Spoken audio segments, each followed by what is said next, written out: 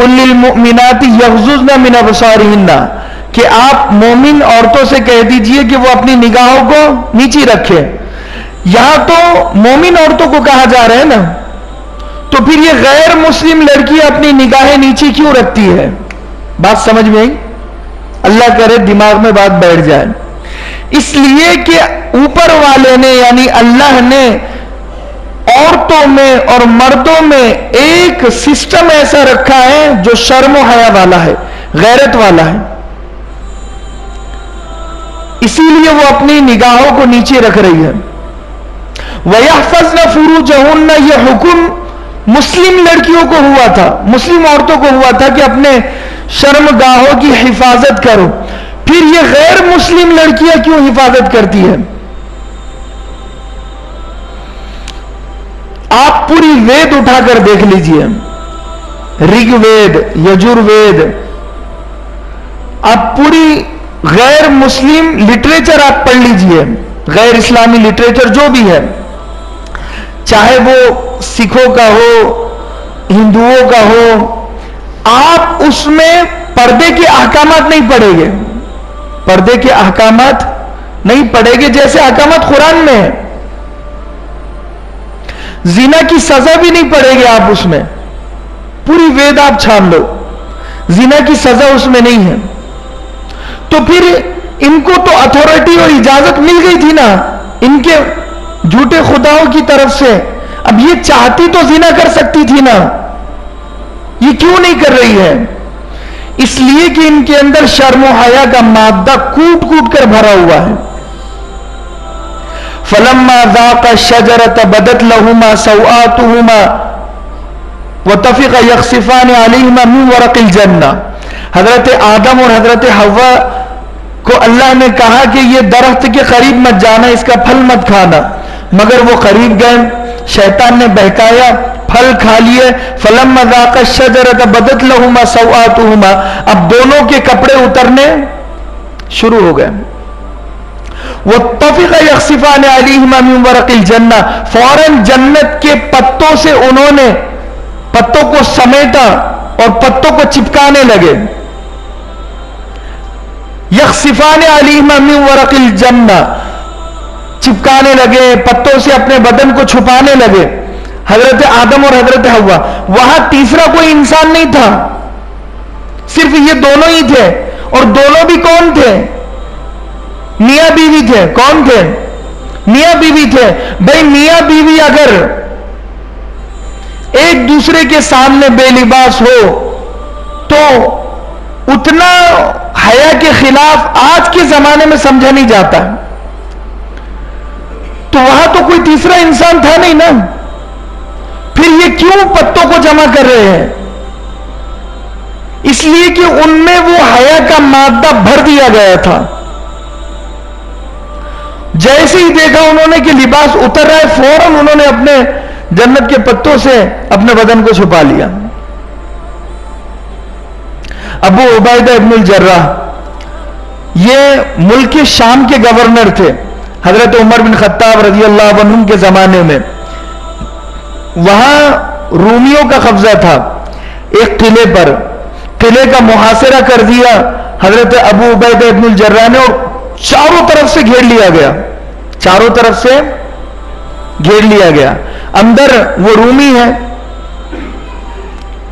چھپے ہوئے، یعنی عیسائی ہے چھپے ہوئے. تو ان لوگوں نے ایک پلان اور منصوبہ بنایا.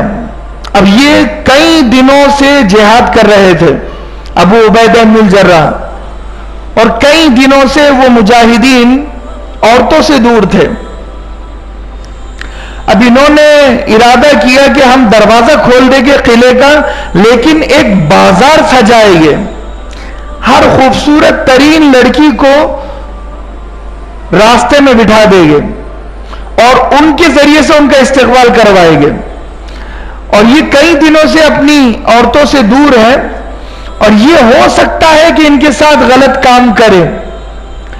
اور اپنی بچیوں کو، اپنی لڑکیوں کو سمجھا دیا کہ یہ جو کرنا چاہے تم کرنے دینا، اور وہ تیار ہو گئی. اور سجا کر، سوار کر، بے لباس رومیوں نے اپنی لڑکیوں کو وہاں پر کھڑا کر دیا. ابو عبیدہ ابن الجرح کا جب قافلہ وہاں سے گزرا, اب انہوں نے کہا کہ دروازہ کھلا ہے, ہم اپنے آپ کو حوالے کرنے کے لیے تیار ہیں, تم اندر آ جاؤ. اچانک دروازہ کھلا تو ابو عبیدہ ابن الجرح کی عادت تھی, اللہ کے نبی شہر میں داخل ہوتے وقت اپنے قافلے والوں سے زور سے یہ آیت پڑھتے, وَقُلْ لِلْمُؤْمِنِينَ يَغُضُّوا مِنْ أَبْصَارِهِمْ وَيَحْفَظُوا فُرُوجَهُمْ. اس آیت کی ترتیب میں مردوں کو پہلے کہا گیا ہے, عورتوں کو بعد میں کہا گیا ہے. مردوں سے کہا جا رہا ہے کہ اے محمد آپ اپنے مردوں سے کہہ دیجئے, یعنی مسلمان مردوں سے کہہ دیجئے, یغضوا من ابصارہم, کہ وہ اپنی آنکھوں کو نیچی رکھے, وَيَحْفَظُوا فُرُوجَهُمْ, اور اپنی شرمگاہ کی حفاظت کرے. آنکھوں کے بعد فوراً شرمگاہ کا ذکر کر دیا, کیونکہ آنکھوں سے شرمگاہ تک پہنچنے کا راستہ لمبا نہیں ہے, بڑا مختصر ہے. اگر آنکھوں سے غیر لڑکے یا لڑکی پر کسی کی نظر نہیں جائے گی تو پھر شرمگاہ تک بات پہنچتی نہیں ہے. آنکھ کا سب سے بڑا دخل ہوتا ہے زنا میں, ریپ میں. اگر آنکھوں سے کوئی یہ جو جتنی عاشقیہ اور محبتیں ہوتی ہے, یہ دیکھنے سے تو بات شروع ہوتی ہے. فیس بک پر دیکھ لیا, یوٹیوب پر دیکھ لیا, انسٹاگرام پر دیکھ لیا, شہر میں دیکھ لیا, گلی میں دیکھ لیا, بازار میں دیکھ لیا, کسی کے ساتھ دیکھ لیا. پورا چہرہ دیکھنے کی بھی ضرورت نہیں ہے. اگر صرف آج کے نوجوان کو آنکھیں دیکھنے مل جائے, اب بس عشق کا سلسلہ شروع ہو گیا.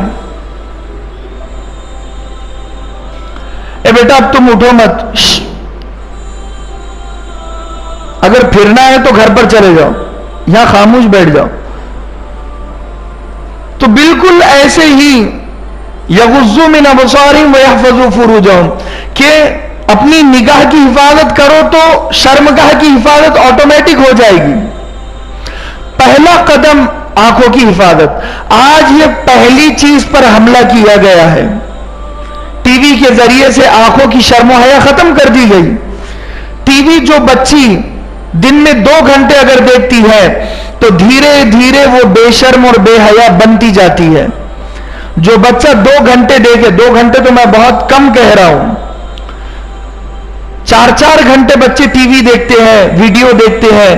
جو بچہ 4 گھنٹے 6 گھنٹے زنا کو دیکھ رہا ہے, زنا کو سن رہا ہے اور گانے سن رہا ہے, وہ بچہ شرم و حیا والا ہو سکتا ہے؟